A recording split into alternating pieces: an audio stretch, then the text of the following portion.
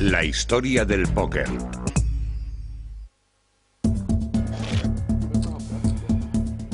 Observen con atención. Estamos en la partida de póker más exclusiva del mundo. Sin límites, apuestas altas y solo por invitación. Los jugadores son los mejores a nivel mundial. Cada dólar de los que hay sobre la mesa, entre 4 y 5 millones la última vez que se contó, es de su propiedad. De hecho, solo el sentarse aquí cuesta medio millón de dólares. Esta es la primera vez que permiten la entrada de cámaras.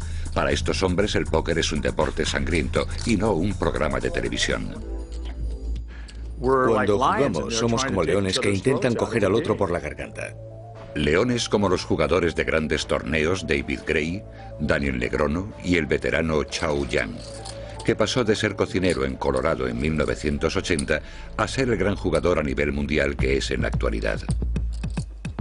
En estos momentos la partida está en un enfrentamiento entre el legendario Doyle Branson y uno de los rivales más conocidos, Barry Greenstein. Barry, que es doctor en matemáticas y gana una media de $1 millón al año, abre la apuesta con 6.000. Doyle debe haber visto algo que le gusta, porque ahí van otros 6.000 que lo demuestran. Caballeros.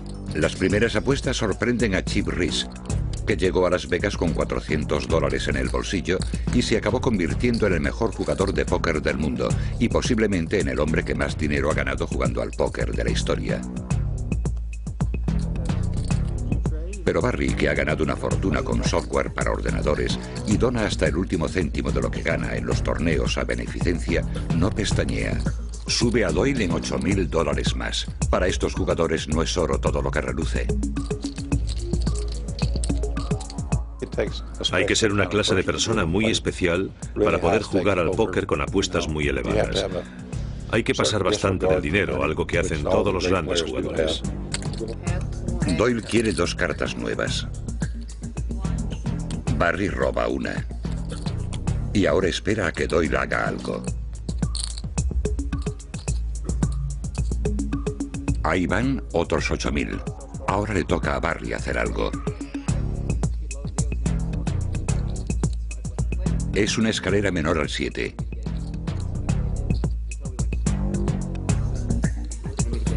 Lo que vence a Doyle por los pelos. Su escalera es al 5. Barry se lleva el bote, casi $85.000 en una sola mano. Eso se llama la mano del bobo. Nadie lo sabe mejor.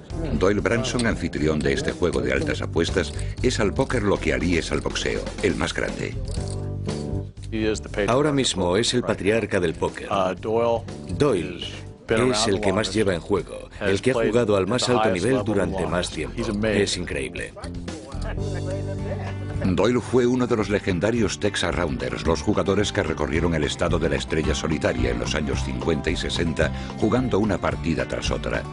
Ellos crearon el póker moderno, haciéndolo pasar de ser un juego sórdido que se jugaba a escondidas a ser un gran negocio, además de ganar ellos mismos mucho dinero. Doyle tiene bastantes billetes de $100 como para quemarlos y nunca se ha arruinado. Puede que anduviera justo, pero cuando andábamos justos de dinero nos buscábamos un chaval. Este es Thomas Austin Preston, alias Amarillo Slim, uno de los compañeros de fatigas de Doyle y otra leyenda viva del póker. Muchos de los que se sientan conmigo anticipan que van a perder al sentarse y yo intento no decepcionarlos. Cuando Doyle y Slim empezaron a aceptar a todos los que querían jugar hace medio siglo, la profesión por ellos elegida era de todo menos respetable. Pensaban que si uno era jugador profesional, había salido arrastrándose de debajo de una piedra, o tenía una red de prostitutas, traficaba con drogas o era una especie de bandido. Jamás olvidaré a un tipo con el que fui a la universidad y que era un buen amigo. Un día nos tropezamos en la calle y yo lo vi venir. Entonces él cruzó para no tener que saludarme. Irónicamente, es el pasado sucio del póker el principal motivo de que el juego se haya convertido en el fenómeno que es hoy. Una buena parte de la popularidad del póker tiene que ver con la distinción que da jugar a un juego al que los tipos duros, los asesinos y los sheriff solían jugar. Nos sigue gustando el hecho de que esos personajes, los jugadores del río Mississippi y los pistoleros del oeste, jugaran a lo mismo que hoy jugamos. Le añade encanto. Claro que un poco de suerte no viene mal de vez en cuando. Cualquiera puede levantarse con un par de ases y vencer al mejor jugador. Da igual que seas una mujer de 1,60 o un tipo de 90 años, que tengas habilidad al jugar o no la tengas. Puedes empezar siendo un jugador de $3. Si eres lo bastante bueno y tienes fondos, puedes pasar a ser un jugador de 6 y después de 12. Y si eres el mejor jugador, llegarás a lo más alto. Nada te detendrá. Es muy sencillo aprender los principios básicos, pero para dominarlo necesitarías toda una vida. Y eso es lo que hizo Doyle Branson. En un principio quería ser jugador de baloncesto profesional, pero una lesión en una pierna acabó con su sueño. Comenzó a jugar al póker para cubrir gastos y aprendió, como todos los grandes jugadores, que el póker tiene tanto que ver con la cabeza como con la mano. El póker es jugar con las personas. Podemos pasar de las cartas, lo importante es la persona. Se trata de sacarle ventaja a su mente. Y para sacar ventaja, Doyle empezó a buscar soplos, los gestos o comportamiento que pueden delatar la mano del oponente. Existen toda clase de soplos. Yo siempre miro a la gente a los ojos. No sé explicarlo exactamente, pero hay algo en los ojos y en el latido. El pulso, el latido, es algo que nadie puede controlar. Si ves que a uno el corazón le va a toda marcha sin parar, es que suele ir de farol. Incluso después de casarse y fundar una familia, Doyle siguió jugando. Solo una cosa lo detuvo: el cáncer. En 1962 los médicos le dieron 3 meses de vida. Pero Doyle superó todas las expectativas y sobrevivió. Y volvió a jugar más en serio que nunca. Mi opinión sobre la vida cambió. Quería hacer lo que me apetecía, es decir, quería jugar al póker de las grandes apuestas. Y al salir de aquel hospital, comprendí que eso era lo que iba a hacer y fue lo que hice. En cuanto al amigo de Doyle, Slim, siempre le fue el juego. A los 17 años era tan bueno que durante la Segunda Guerra Mundial realizó una gira por las bases que el ejército tenía en toda Europa realizando exhibiciones. Gané a todos los soldados a los dados, a las carreras, al ping-pong, a las cartas, a todo lo que jugásemos. Hasta los 20 y tantos años no empecé a jugar al póker. Al nivel al que juego, claro. Un nivel, por cierto, que no hacía prisioneros. Jamás busqué a un chico trabajador. Fui a por los ricos, a por los campeones. Nunca necesité un bobo. Yo quería un campeón para convertirlo en un bobo. Y en Texas, en los años 50, Slim y Doyle formaron grupo con otro jugador, el difunto Sailor Roberts. Viajando por todo el estado, escribieron la historia del póker. Cuando decidieron hacer efectivas sus ganancias, el estado de Texas se quedó seco. Cuando llegábamos a una ciudad absorbíamos todo lo que veíamos. A continuación conoceremos el secreto de su éxito y la historia del póker ADS, antes de Doyle y Slim.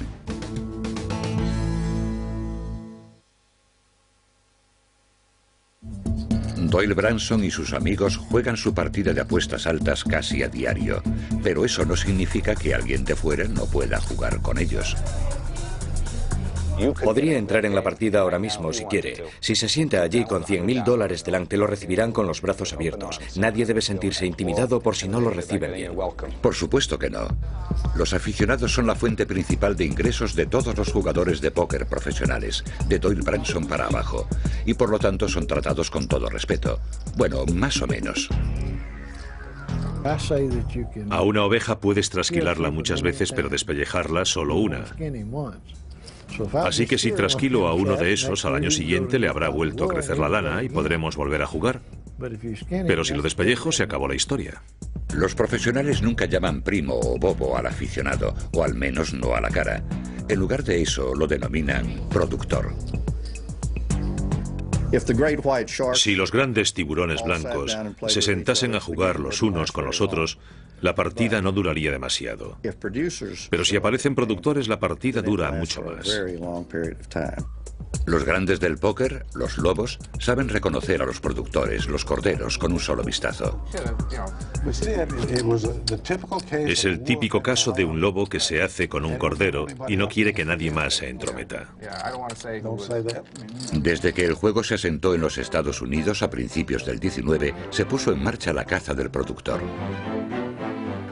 Al igual que otros juegos, nació en Nueva Orleans, que fue la gran puerta por la que entraron muchos juegos, porque Nueva Orleans había estado bajo el control de los franceses, y muchos de esos juegos eran franceses. Entre ellos, un juego de cartas llamado POC.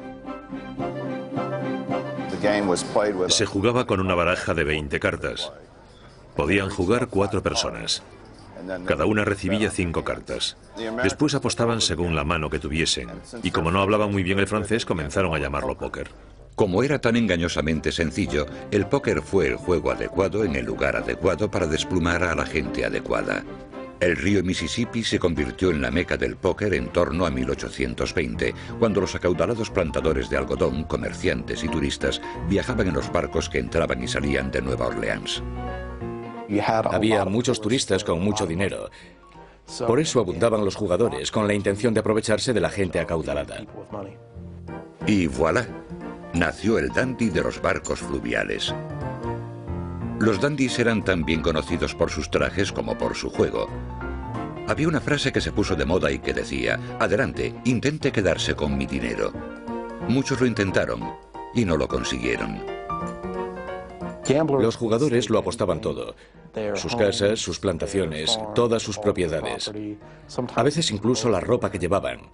Mucha gente lo perdió todo. Los jugadores profesionales habían aprendido a mantenerse un paso por delante de los productores, cambiando el juego constantemente. Primero pasó a una baraja de 52 cartas que permitía más combinaciones de manos y que jugase más gente.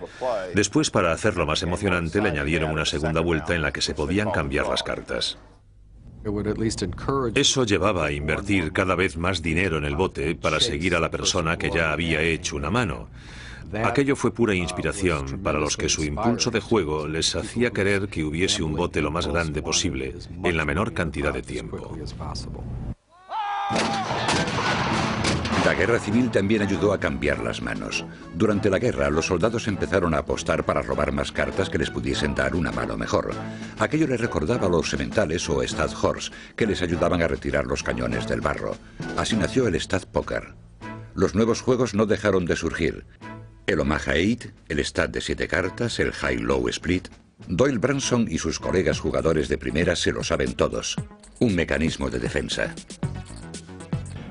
Se inventan nuevos juegos con la intención de mantener al especialista alejado del juego. Es decir, un tipo que juega muy bien al póker normal puede jugar fatal al Stad de 7 cartas. Hay que ser un jugador muy completo en todo para sentarse con esa gente.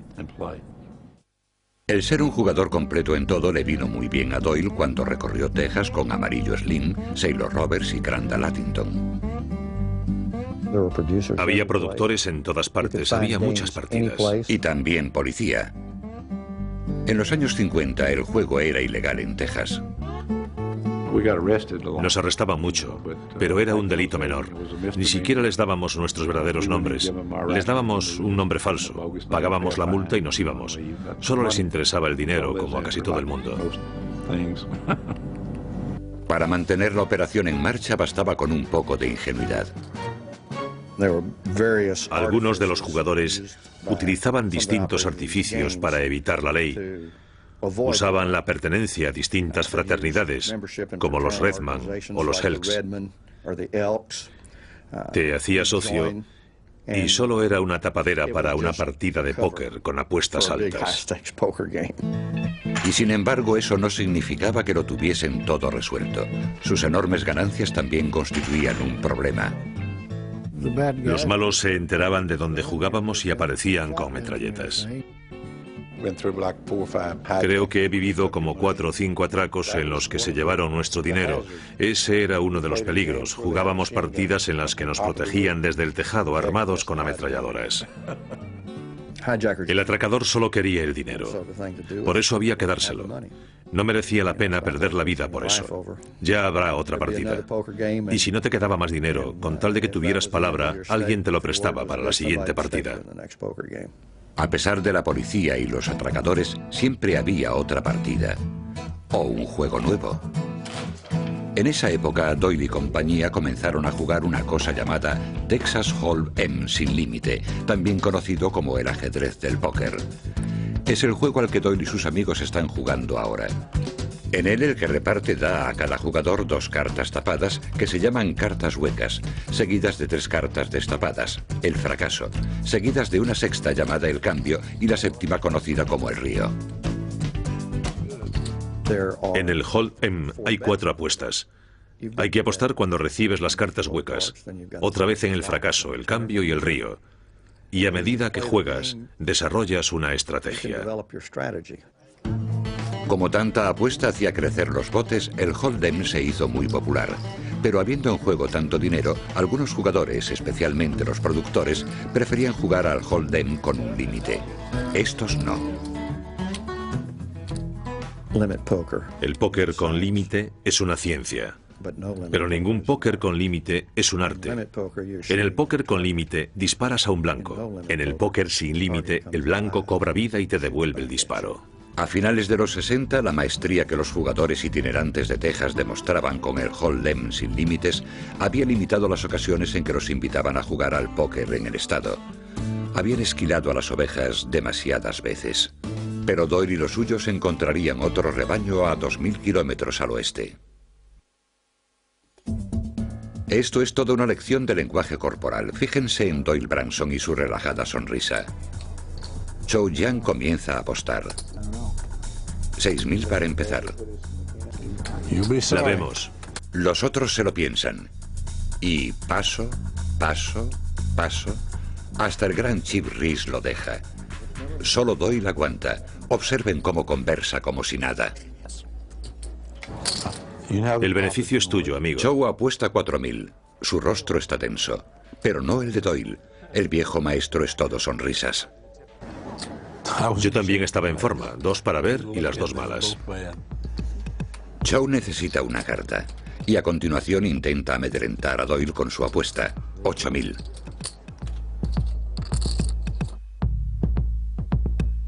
¿La cosa se pone demasiado seria para el relajado Doyle? ¿O ha estado engañando a Chow con esa imagen de tranquilidad? Con hielo en las venas, Doyle sube a 12000, un aumento de $4000. ¿Tiene cartas Doyle o va de farol? Jamás lo sabremos. Chow se acobarda y no va. El viejo maestro vuelve a ganar, esta vez unos $50.000. Te dije que el beneficio era tuyo. No es casual que Doyle y sus amigos jueguen al póker en el oeste.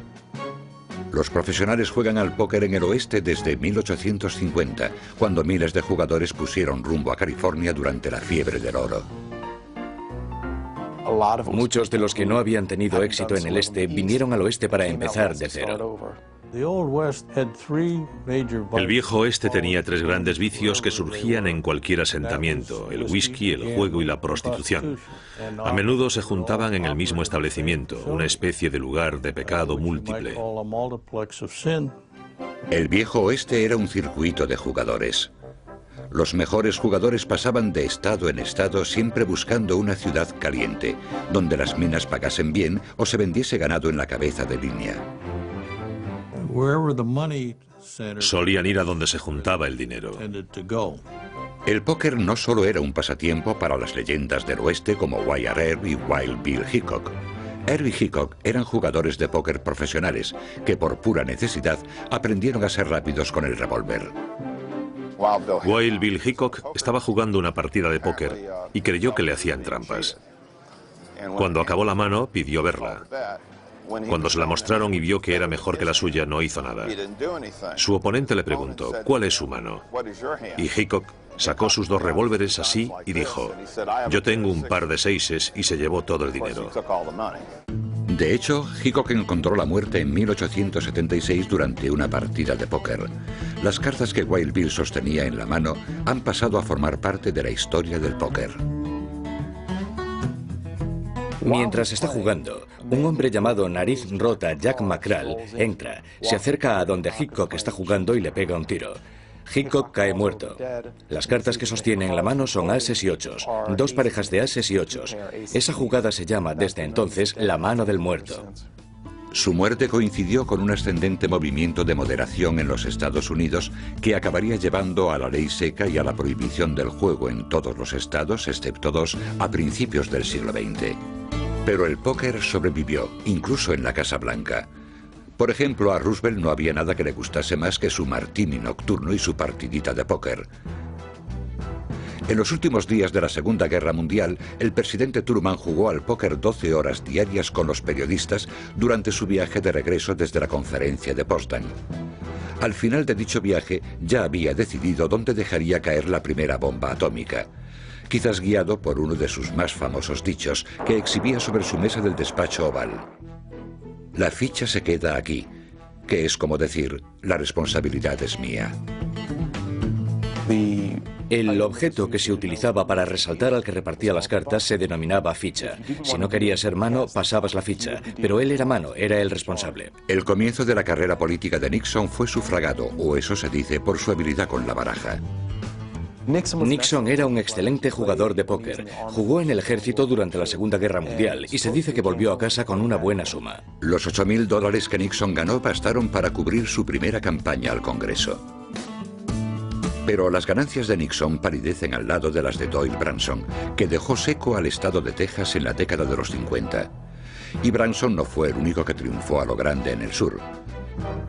800 kilómetros al este de donde él estaba, un jugador llamado Puggy Pearson estaba limpiando al estado de Tennessee, casi sin ayuda. ¿Hasta qué punto era bueno Puggy? Él mismo nos lo dirá. Era el mejor. Y sigo siéndolo. Y soy el mejor porque sé más sobre el animal humano que cualquier otro ente que jamás haya pisado el planeta. Walter Clyde Pearson nació en 1929. Recibió su apodo, que significa chato, debido a la forma de su nariz. Soy un paleto de las montañas de Tennessee. Éramos 9 hermanos y hermanas que con mamá y papá sumábamos 11 de familia. Cada vez que había que pagar el alquiler, nos mudábamos. Toda la vida me las he tenido que apañar. Nos mudamos a 19 sitios distintos hasta que cumplí los 9 años. He conocido a gente de todos los niveles, de todos los estratos sociales, desde que era un mocoso hasta ahora. Por eso sé tanto del animal humano. A Puggy tanto le daba cual fuese el juego: póker, billar, golf u otra cosa. Si se podía ganar dinero, Puggy se apuntaba. En los años 50 y 60, Puggy aplicó sus conocimientos sobre el animal humano a todo gran productor de Tennessee, al mismo tiempo que Doyle Branson y su grupo llevaban a cabo su gira por Texas. Era normal que acabaran encontrándose. ¿Cuál es el jugador al que más respeto? Odio decirlo, pero tendría que ser alguien como Doyle. A finales de los 60, Puggy y Doyle decidieron buscar pastos más verdes, como el verde de los billetes de dólar. Y comenzó otro gran movimiento migratorio hacia el oeste. Esta vez la parada fue Reno, Nevada. Celebraban una cosa a la que llamaban Convención de Jugadores de Texas. Tom Moore había alquilado el Holiday Inn de Reno y había invitado a todos los grandes jugadores de póker del país a ir a pasar una semana. Él se hacía cargo de las habitaciones, la comida y todo, y nosotros fuimos hasta allí a jugar. Me llamó y me dijo: Puggy, ¿por qué no traes a algunos de tus amigos y me ayudas a montar esta partida? Aquí hay mucho movimiento. Y nos pusimos en camino. Me perdí y fui en dirección a California, pero al final llegamos, y aquello me pareció tan aprovechable que decidí quedarme. Después se dirigieron a una ciudad en medio del desierto llamada Las Vegas. Eran los años 60 y Las Vegas estaba hasta arriba, pero no había sitio para el póker. A diferencia de casi todos los demás juegos de azar, el póker se jugaba sin sitio, en la mesa para la casa. Si no había sitio, no había dinero para la casa. Pero todo eso cambió cuando Branson, Pearson y sus amigos llegaron a la ciudad en 1968. Cuando era un mocoso en Tennessee, fui recogedor de fresas, pero las bayas solo maduran en primavera. Cuando llegué a Las Vegas, descubrí que allí maduraban todo el año y me quedé. Con la ayuda de los Texas Rounders y de un empresario con visión de futuro llamado Benny Binion, el póker estaba a punto de conquistar Las Vegas y el resto de Norteamérica. Es mediodía. Los jugadores de la partida organizada por Doyle Branson están metidos en faena. Doyle tiene algo que le gusta y sube la apuesta. Chip sigue viéndola y Daniel Negreanu se queda con los grandes. Chip decide pasar. Y solo quedan Doyle, Chow y Daniel. Hay una subida de $50.000. ¿Está Doyle jugando una mano sólida con confianza o es que ha descubierto algún soplo? Al nivel que yo juego, los jugadores son tan buenos y tan sofisticados que es difícil descubrir algún soplo. Nunca sabrá con seguridad qué cartas tenían Chow y Daniel. Los dos deciden pasar y Doyle se lleva el bote. Para ocupar lo más alto del póker, hay que ser un matemático excelente, un experto psicólogo, y hay que tener más valor que todos los que te rodean. El póker sin límite, sobre todo, es un juego que exige valor. Doyle Branson, además de sus compañeros, los legendarios Texas Rounders, consiguieron saquear Texas en los 50 por un motivo. Tuvieron valor para enfrentarse a las balas y a la bancarrota y para llevarse el bote sin siquiera pestañear. ¿Hay alguien que se atreva a retarme? Yo acepto. Tiene agallas, sí señor. Pero su dureza palidece en comparación con la de Benny Binion. Binion fue el hombre que los hizo salir de Texas y que los llevó a Las Vegas. El hombre que le puso su nombre a un casino. Era un tipo muy duro. No le aguantaba tonterías a nadie. Así se abrió camino en Texas. Más que cualquier otra persona, Benny es el responsable de haber sacado al póker de las habitaciones traseras llenas de humo y de convertirlo en el juego doméstico y multimillonario que es hoy.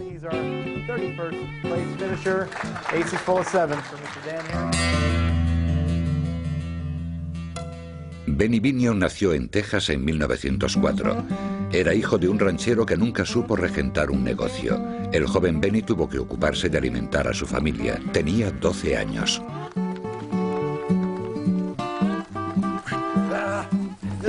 Se convirtió en el jefe de su familia a edad muy temprana.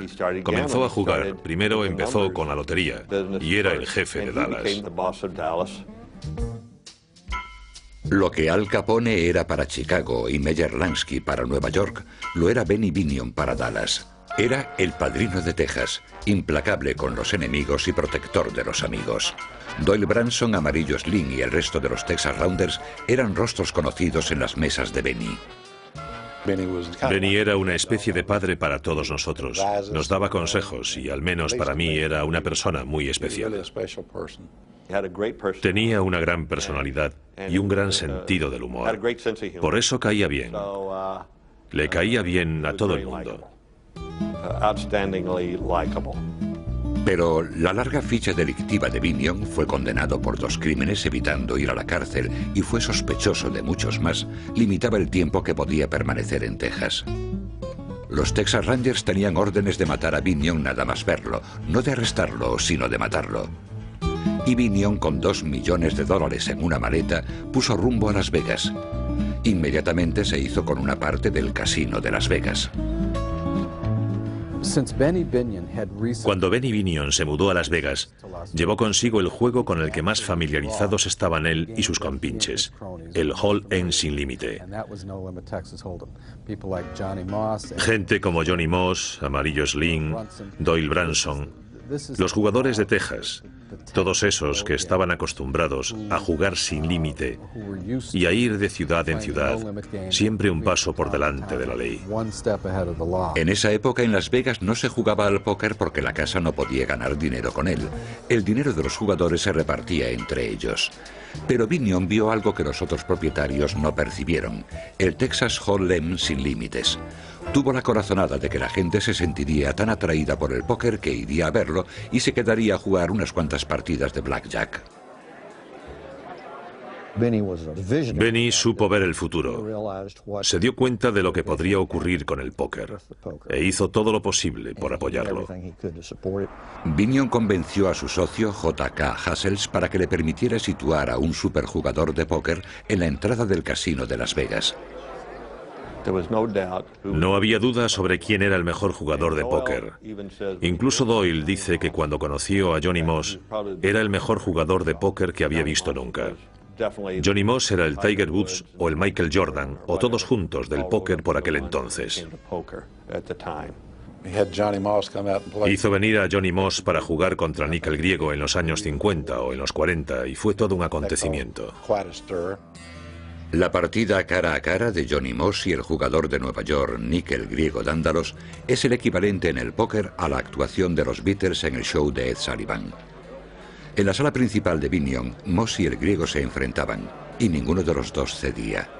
$1 millón cambió de manos. Pasaron las semanas y ya fueron 2. Pasaron meses. La multitud alrededor de la partida era cada vez más densa. Por fin se abre después de 90 minutos de incertidumbre y esto es lo que parece. Pasaron 5 meses de partidas hasta que Moss por fin dejó al griego sin un solo dólar. El griego sabía que le había vencido. Se acercó a estrechar la mano de Moss y dijo la frase más famosa de la historia del póker: «Señor Moss, me temo que tendré que dejarle ir». No sé cuánto le ganó Moss en ese periodo de tiempo. Probablemente nunca lo sabremos con seguridad, pero fue con mucho la mayor partida de todas. Mientras el éxito de Moss contra el griego aún coleaba en Las Vegas, Benny le dijo a su socio que su futuro estaba en el juego sin límites. Pero su socio tenía demasiado miedo de retirar el límite. Por eso Benny se marchó y abrió su propio garito, Binion's Horseshoe. Durante los años 50 y 60 el Horseshoe se convirtió en la capital de las apuestas sin límite, Las Vegas dentro de Las Vegas. Aceptaba cualquier apuesta.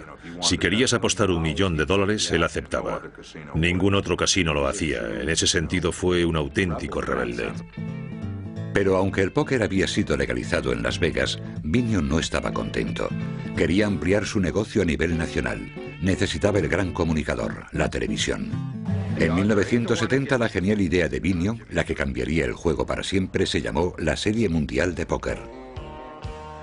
Benny dijo: «Oye Slim, ¿por qué no celebramos un torneo de póker?» Y yo le dije: «Buena idea».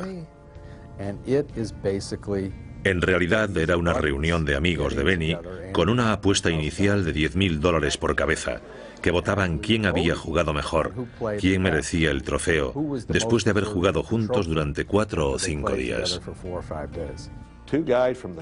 Llegaron 2 periodistas de Cleveland que habían oído hablar del torneo y escribieron un artículo. Después pensamos, bueno, podemos conseguir publicidad, y contratamos a Jimmy Snyder para que nos diese publicidad. Fue el primer año que salió en televisión. Muy pronto se convirtió en una partida de exclusión a la que la gente accedía con $10.000 y jugaba hasta que uno de ellos se quedaba con todas las fichas.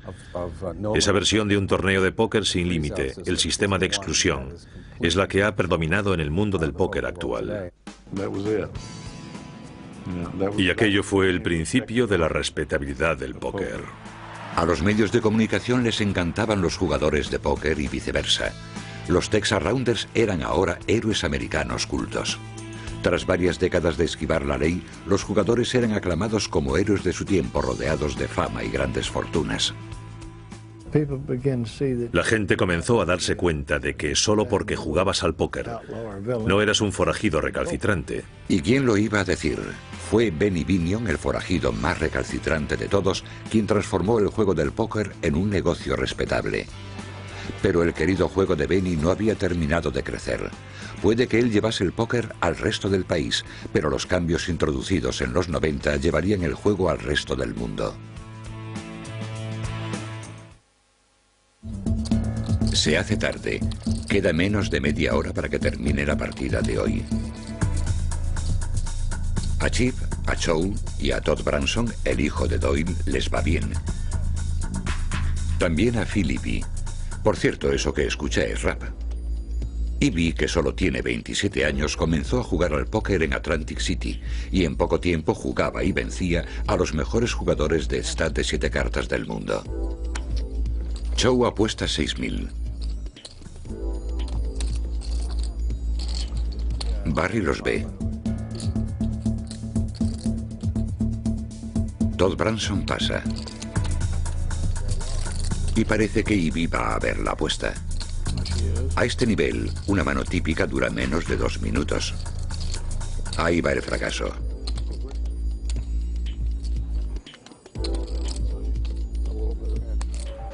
Barry apuesta 10.000. Pero es demasiado para Chow. ¿Qué pasa? Barry sigue, a lo grande. Subo 40.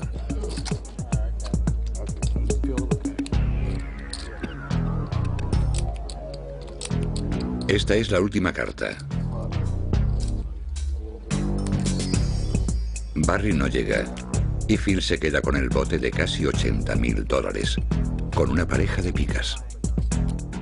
Entre esos jugadores, el que más gane en un año rondará los 3, 4 o 5 millones de dólares, creo yo, y el que más pierda perderá 2 o 3 millones. Eso es lo que más ha cambiado desde el comienzo de las series mundiales de póker. Se puede ganar mucho más dinero y también perderlo. De hecho, esa es la característica de los mundiales de los 80 y 90. Hay mucho más de todo. En la primera serie mundial creo que solo eran 7. Ese número ha aumentado de forma exponencial porque Jack, el hijo de Benny, introdujo la idea de los satélites a principio de la década de los 80. La idea de Jack, hijo de Benny Binion, de celebrar torneos satélites surgió a partir del Abierto de Golf de los Estados Unidos. Todos los zoquetes de América están invitados a intentar jugar el Open, participando en algún torneo local. Los jugadores finales se eligen de entre decenas de miles de ellos. Jack Binion aplicó la misma idea al póker. Ahora cualquiera puede acceder a la Serie Mundial si gana algún torneo satélite. En 1983 ya había tipos corrientes, no esos jugadores de Texas que llevan $10.000 en el bolsillo cada vez que van a jugar, participando en torneos pequeños, en satélites de $225 de apuesta inicial, con la capacidad de ganar sitio en un torneo de 10.000 y competir con gentes que han jugado con apuestas altas las 52 semanas del año. Y eso es algo que lo cambia todo. En 1983, Tom McAvoy se enfrenta con Rodney Peete por el campeonato. Ambos jugadores habían llegado a la ciudad con menos de $10.000 y se fueron de ella con el mayor de los premios. Los tiempos modernos han dado paso al círculo de los ganadores a un jugador de póker muy diferente. Ya han pasado los días de los forajidos de Texas. La era de Internet ha dado paso a una raza de tiburón muy distinta. El campeón actual suele ser un experto en números y muy preparado. Hay muchos jugadores excelentes que proceden de un ambiente académico y ya muy pocos que vienen de los billares, que es de donde solían venir antes. Pocas veces surge alguien con la habilidad de ambos tipos de jugadores. Esos son los duros. Hay que tener más valor que los demás. Steven Lipscomb es un ejemplo típico de cómo se expande el universo del póker. Él fundó el Torneo Mundial de Póker en 2001 y televisa la ronda final de sus 14 torneos. Cada uno de ellos cuenta con un gran bote en efectivo para el ganador. Tienes la posibilidad de ganar $1 millón del primer premio. Muchas veces ocurre que en las mesas finales, 1, 2 y a veces 3 de las personas allí sentadas son aficionados.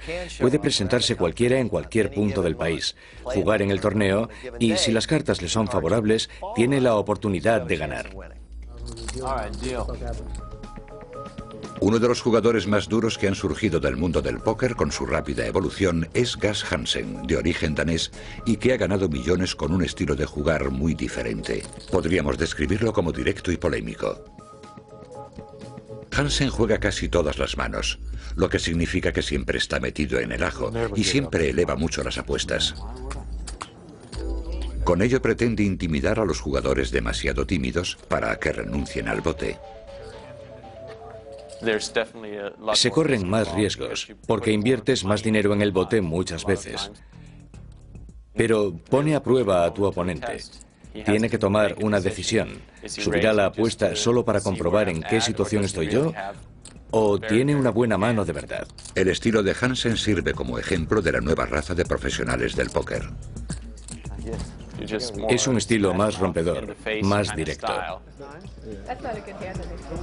Otra cosa que ha cambiado son los jugadores. Las mujeres como Jennifer Harman han comenzado a jugar y a ganar en partidas de póker donde se apuesta alto. Hay que ser competitiva, hay que ser agresiva y hay que ser intuitiva. Harman, que no empezó a jugar al póker hasta los 21 años, ha demostrado ser muy rápida aprendiendo, ya que fue capaz de ganar un campeonato sin límite después de solo unos minutos de preparación. Aún así, Harman tardó más de 5 años en ganarse un puesto a la mesa de los mejores jugadores masculinos. Al principio, como eres una mujer y nadie te conoce, son muy amables contigo porque piensan, me voy a quedar con su dinero. Pero cuando empiezas a quedarte tú con el dinero de ellos, ya no son tan amables. Annie Duke es la mujer que más éxito ha tenido en la historia de los mundiales de póker. Ha ganado más de $500,000 desde que empezó a jugar en 1994. Pero no le ha resultado fácil. Si hubiese podido presentar una demanda por acoso sexual, no estaría jugando al póker porque sería rica. Ahora las mujeres lo tienen más fácil que cuando yo empecé. Creo que Jennifer y yo hemos abierto camino para que la gente acepte que hay mujeres que saben jugar y muy bien en los niveles más altos. Creo que no tardaremos en ver a una mujer ganar los mundiales de póker. Pero no solo han cambiado los jugadores, sino también los espectadores. La televisión ha revolucionado la popularidad del póker. Usando unas diminutas cámaras llamadas pintalabios, el torneo de póker muestra todas las cartas de cada jugador. Antes de la introducción de las cámaras pintalabios, ver una partida de póker televisada era como ver a unos osos hibernando y fumando.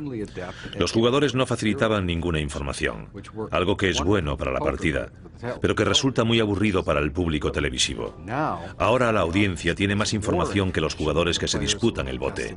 Y el hecho de saber quién va de farol y quién tiene las mejores cartas, estando en juego un bote de $500,000, resulta 1000 veces más emocionante. Ese es el principal motivo de que el póker resulte mucho más popular. Creo que eso supuso el espaldarazo definitivo a la popularidad del póker. Lleva al espectador al interior de la mente del jugador, que puede hacer comentarios. ¿Qué harías tú? Yo no sé si hubiese ido de farol. Así todos se involucran. Creo que históricamente y en relación a la popularidad del juego ha sido lo más importante. El colofón sentimental a esta nueva etapa del póker es que la era de los grandes Texas Rounders parece llegar a su fin. Ejemplo. En 2002, Amarillo Slim perdió un enfrentamiento en los mundiales contra un muchacho de 27 años, Phil Ivey. Era la primera vez que Slim perdía un enfrentamiento así. El problema para ellos es que resulta mucho más difícil ganar un torneo de póker si hay 800 participantes que si hay 12 o 15. Su dominio se ha desvanecido con bastante rapidez, ahora que cualquiera puede participar.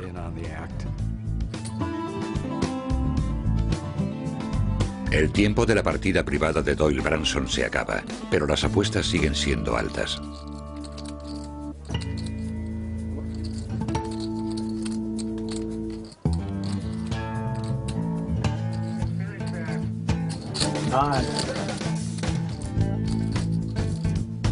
Y Chip se lleva el bote final, $135,000. Así es la vida. Es la que hemos elegido. Los acontecimientos de los últimos años han dejado claro que el póker disfruta de muy buena salud y que su potencial es ilimitado.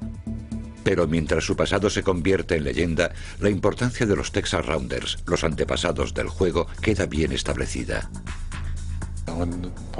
Cuando el póker comenzó a ser televisado, cuando yo empecé a jugar, la gente te miraba como si fueras un ciudadano de segunda.